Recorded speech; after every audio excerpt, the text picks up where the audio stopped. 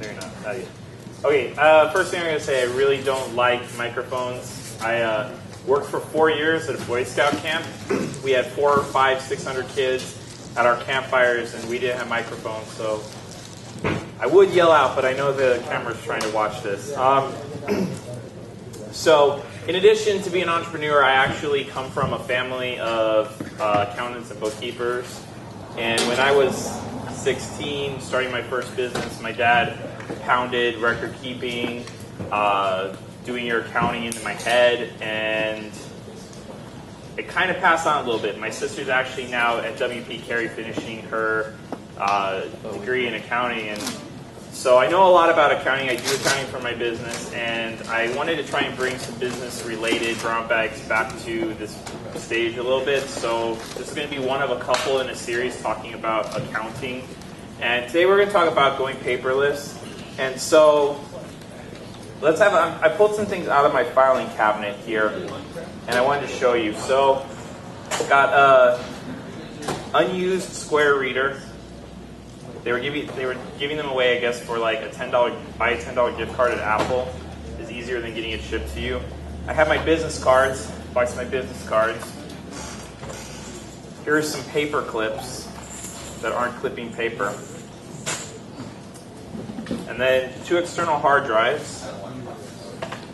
And plug-in for an Apple, like a non-extension for an Apple charger. So those are things coming out of my file cabinet. What didn't come out of my file cabinet? Any files.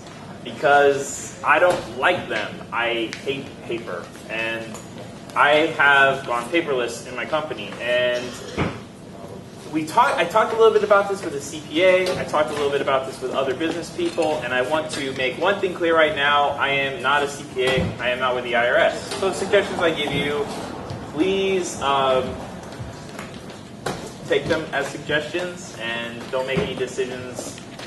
Don't blame me for any decisions you make. I'm just going to say. Let me get out of the way of my screen since here.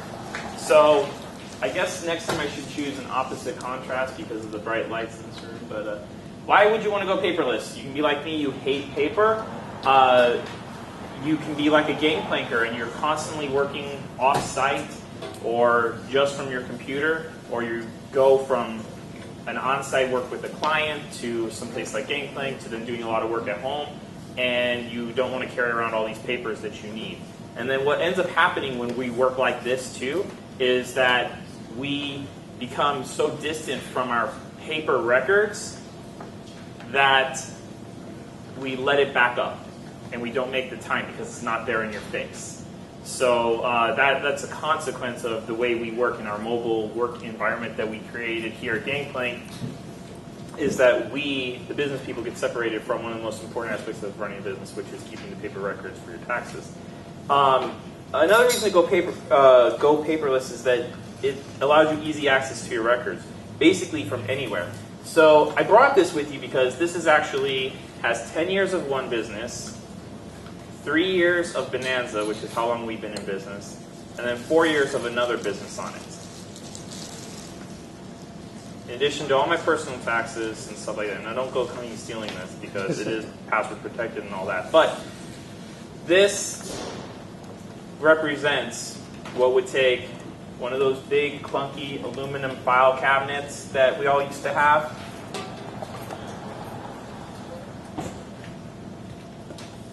And I can hold it in my hand. So ultimately, I could access everything I needed to. If I had an IRS auditor show up today, I could hand them this, give them the password, and they could access what they need. But then, I don't need to have access to 10 years every day, but I do have access to the last 2 years every day thanks to Dropbox and Google Drive. Google Drive for personal, Dropbox for my business. So all my financial records are on there. So I've got my iPhone here in my pocket with the Dropbox app loaded.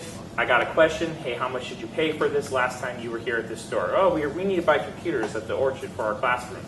Well, we paid $4.50 last time. No, you didn't. You paid $5. Well, let's check the receipt. I have access to it. It's that simple. The big thing, I think, in this day and age is the ability to destroy sensitive information is a great reason to go paperless. You get those statements from your bank. You get those that information from the IRS, and once you get it scanned, you can shred it. I go over by 40's desk all the time. I ask them, any of you guys on the phone? Double check they're not on the phone, and then I shred like 20 pages. It's like 2 or 3 times a week I'm shredding paper over there, and I'm getting rid of it. Paycheck stubs for my employees, because I make them be paperless, but ADP insists on giving me stubs. So every 2 weeks I'm shredding a bunch of paper there. But you're getting rid of that information that's sensitive and could lead to identity theft.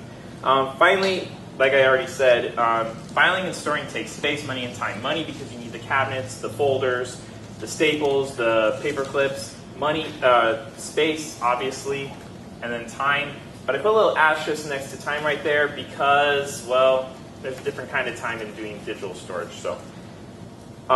So here's a question on, is this legal? And I want to say, again, I am not a pro. Ask your CPA if you have one. But I do have some answers on whether it's legal, because I wouldn't be doing it if I didn't think it was. So if you want to look these up, you're welcome to. IRS Revenue Procedure 9722 is a whole document talking about electronic storage of records for business. And it specifically says that it is acceptable as long as the information is complete, reasonably categorized, and accessible. I'll talk to you what reasonable to me means, but reasonably categorized and accessible. So accessible for me is, if that guy comes in today, here it is. Specifically also, in that same document, the IRS Revenue Procedure 97-22, Section 7, permits the destruction of hard copies after transfer to electronic media is complete. So once you're finished, you can destroy it and get rid of all that sensitive information, get rid of all that storage space, and go have a great campfire with your shredded paper. IRS Publication 463, which specifically pertains to travel and entertainment budgets. These are some of the hardest receipts to keep track of, if you ask me. So much of my business exists in one-time purchases through Lego once every quarter, or purchase through the Apple Store or Orchard for my computer supplies for my classes. And I mean, if I were to take out travel and entertainment related expenses, and then also automobile related expenses, travel, gas reimbursement and stuff like that, if I were to take those out, I would reduce my load of receipts by some 50%. But IRS Publication 463 actually says that expenses under $75 do not even need a receipt as long as they are recorded properly in your accounting. So if you go out to lunch today as a business expense and it's under $75, you could throw away the receipt as long as in your accounting record you say you justify why that was a business expense according to the IRS rule. So don't just go have lunch today, but if you go with someone else, you might want to put in your record, hey, me and him went to lunch to talk business. That's what you need, but you don't need a receipt to prove that you went to this place for lunch. That actually is under Publication 463. And the only exception to that is that they do like to have a receipt for lodging under $75. They just don't expect that to happen very often because the hotels are usually more than $75. IRS Publication 552, Record Keeping for Individuals, have further details on record keeping electronically for individuals, because that 9722 is regarding businesses, but it's pretty much the same information, and I used both in making my decision to shred my previous year's tax returns and W-2s and stuff like that. So is this legal? Based on everything I can see on IRS, yes, it is legal. But the big reason why a lot of accountants say keep your stuff is because we have this hybrid storage happening. You get these paper receipts, but then you also are getting a lot of stuff electronically already. In fact, you might already do it, but just not realize how much of your life is already paperless. You get e-bills. You get paperless statements for your banks. I think that most banks are charging a fee now to receive a paper statement mailed to you. You save that fee by getting a paperless statement.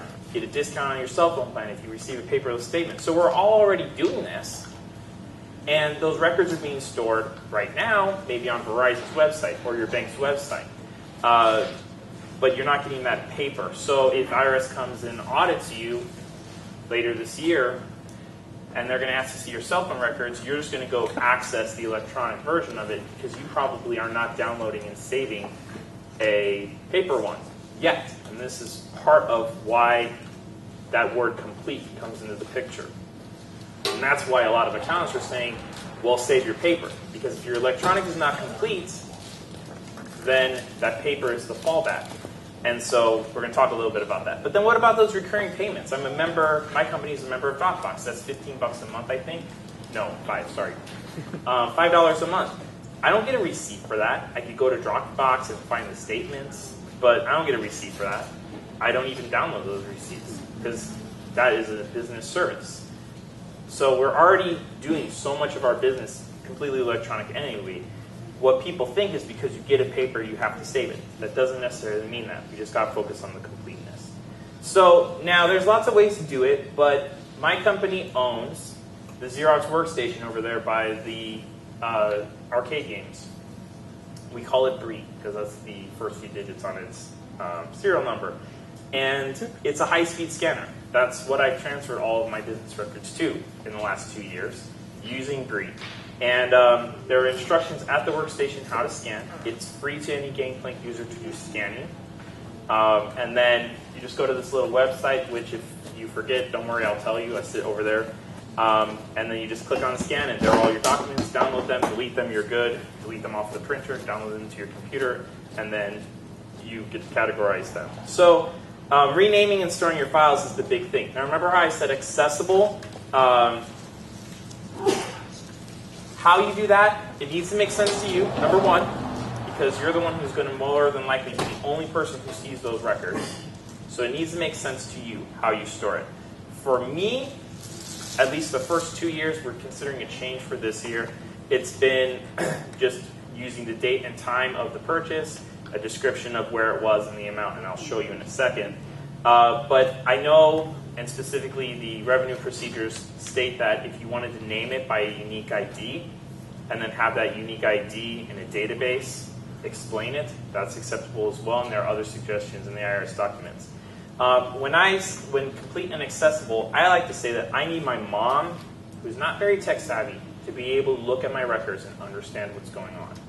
If you can pick that one person in your life who's not very tech savvy, show them your electronic records, and if they can understand it, then there's a great likelihood that the CPA or the IRS can do the same. My CPA also looks at my documents, so he sees them, he likes them, that's a good thing. So you can show them to your CPA as well, but that's what you want to be aiming for. So, and this is where I say the word of warning. In order for your electronic records to be complete, take the time to go and download your e-statements, e-bills, and e-invoices. If you order something on Amazon, Amazon keeps years of your invoices saved. Just quick download them, because that's what makes them complete. Because if I merely gave this to the IRS, and I had that $75.01 item that I purchased on Amazon, and I didn't have a receipt for it, that would make the record not complete. And then they would say, well, where's paper to back it up? Well, you don't have it. So make your records complete. So if you do that electronic transaction, like that automatic payment for your cell phone, take a second every couple months when you reconcile your accounts and go save those electronic versions of those bills to your hard drives alongside everything else. And that's what makes your stuff complete. That's the word of warning. That's the one little catch to all of this, that you want to make sure that they are complete. So I'm going to show you my records here.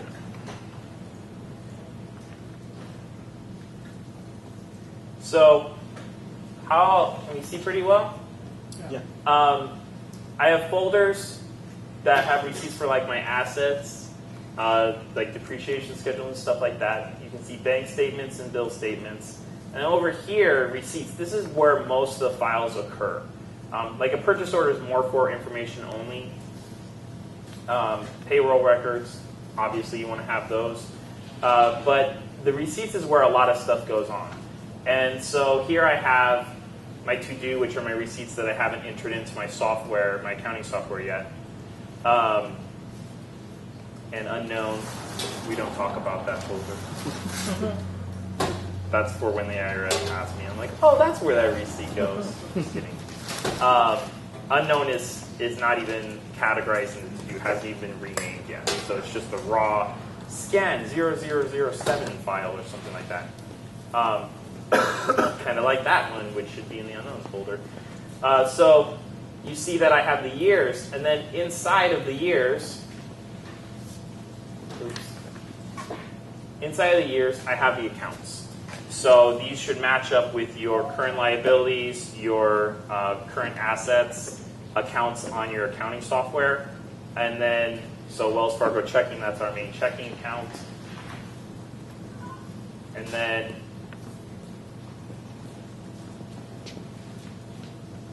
there you go.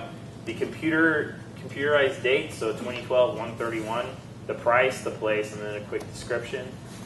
This is where you take the time versus doing the paper filing. That's why I put up that asterisk at the beginning. About halfway through a year, I realized that it was a complete waste of my time to be putting, well, it was more than halfway through the year. Complete waste of my time to be describing the receipts. So now I just do the date, the amount, and then the where. Most of these are under $75 anyway. And then my brother and business partner still insist on putting a quick description on the receipt itself. So here, this $146 at Home Depot, if I open it up, it says teaching kits. So that means it's a supply. And then what? 5 Lego racetracks. So that when I do the accounting, I can know that that's what that was. And you don't have to do that, but that's why I stopped putting descriptions in. Just FYI. So that's that. And I'm going to show you another. This is where I do my personal. My personal is on more of a Google Drive. Keep the business separate from the personal. And here you see similar things: credit cards, on the Civic payment, personal finances. It's probably old. Specific receipts, reimbursable or unreimbursed business receipts. I'm in a partnership, so I can take certain things that I don't run through the business. TurboTax, I hate that software. State Farm insurance, so stuff like that. So you can keep your record separate, and that's more for my FYI. That way I can, because I know the IRS doesn't really care how much I spend on electricity. But if you care to keep that. So back now to keynotes. Excuse me, for an illness. So there are some software that can help you do this. I do this a very, per se complicated way, being that I do it all by myself. This year we're actually switching all of our business tracking to a service called Expensify. If you ask Katie or James over at 40, they can tell you about Shoebox. Those are two services where in one case you just take a picture of the receipt with your cell phone. In another case you send the receipt to a company. Receipts are the biggest pain in the butt anyway. The rest are easy. Lemon is a service that I also use for personal receipt tracking. And Neat, we've all seen that one on the infomercials. They're really expensive, but they come with hardware. If you don't have a scanner at home, maybe it's worthwhile for you. But if you have a smartphone, you have all you need for the others. So I just listed a couple. If you are familiar with any more, you can shout it out right now to share with the room. Office Drop? Office Drop? Care to explain a little? Do you use it, or do you just know it? I signed up for it to do the trial. It's a lot like Shoebox. You can get I think a monthly.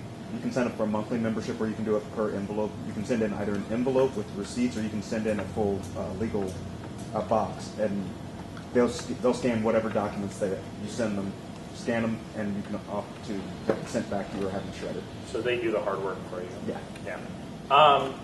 The nice thing about Shoebox, and we were talking a lot about, I talked a little bit about that with my partners. With my partners about it. The thing is, Shoebox is a lot more expensive than a service like Expensify because it's the work involved. I believe that Shoebox does keep the physical copies on hand, and you can call call them up and they'll send them to you if you need them in an audit situation. But I think that there's plenty of evidence through IRS publications that that's not necessary, so why pay for the extra service? But having somebody do it for you, especially if you're crunched on time, yeah. It was a project last year from about, when I say last year, actually, I'm referring to 2011. Last year, in 2011, from about September until December, I dedicated an hour a day to converting my records electronically. So that adds up. That was probably, 100 hours worth of work to do that myself. But it was also 10 years of business records. And the older stuff, I might not have given as much detail as the recent stuff. But it does take time. But if you're running your business with the mindset to have good records, you should be allocating at least an hour to an hour and a half a week anyway to checking on your finances.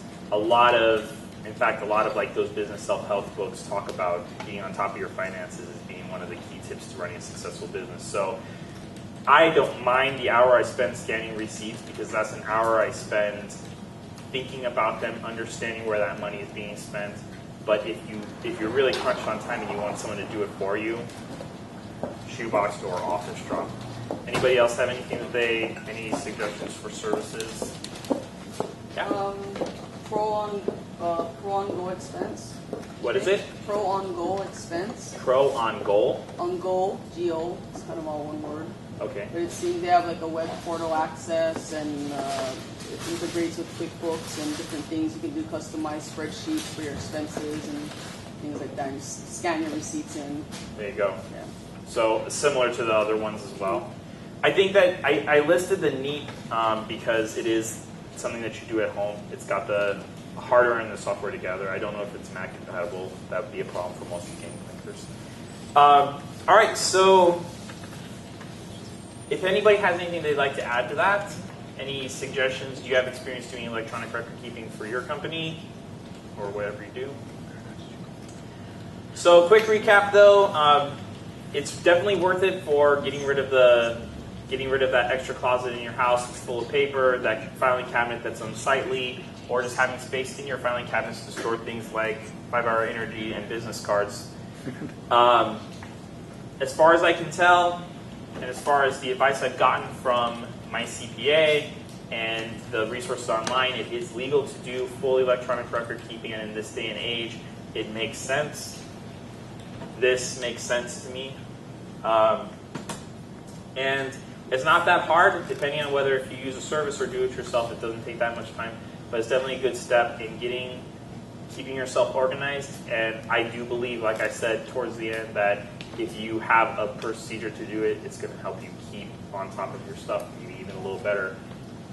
So if there are any last questions, I'd be happy to answer them. But I do have a little PS here. If you want to learn how to scan on the Xerox workstation, it takes about 10 minutes to teach you how to do it. I'd be glad to do it if I'm not busy. And if I am busy, we'll plan a time. So I'm pretty good about being able to make time for a Gangplanker though. So just let me know. Okay? Nice. Cool. Thank you guys.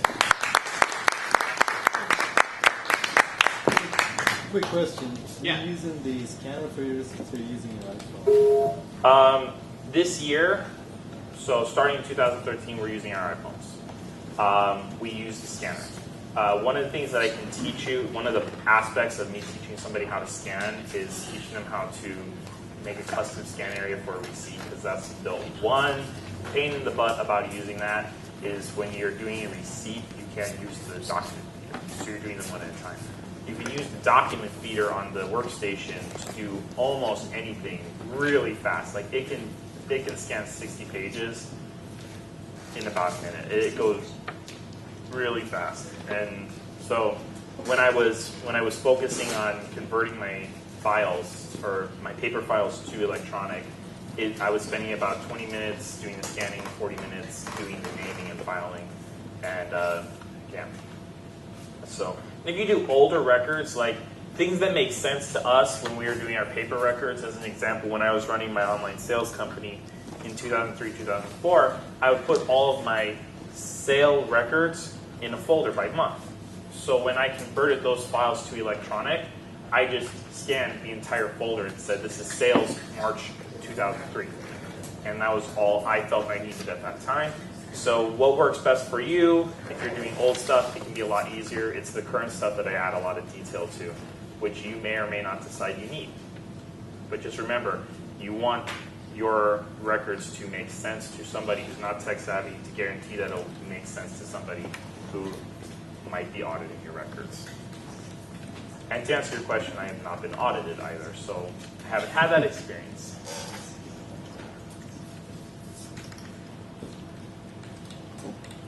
All right, thanks guys. Thank you. Thank you.